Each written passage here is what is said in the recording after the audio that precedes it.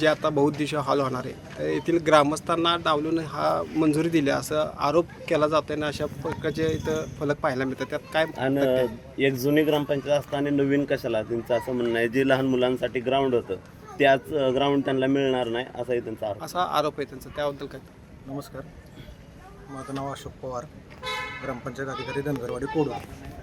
सन 2023मध्येच सदर भूखंडाच्या इथे सभागृह आणि बहुउद्देशीय इमारत बांधण्यासाठीचाच हा भूखंड MIDCकडून मंजूर झालेला आहे. त्यामुळं व्यापार संकुलन, त्यामुळं इथं ही इमारत बांधणं MIDCच्या नियमाप्रमाणे बंधनकारक आहे.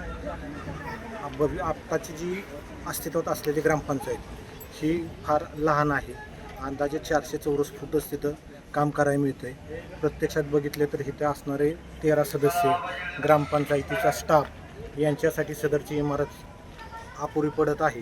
त्याच्यामुळं ग्रामपंचायतीला मोठी इमारत असणे आवश्यक आहे. लोकशाही मराठी ऐका, पहा, जागरूक रहा.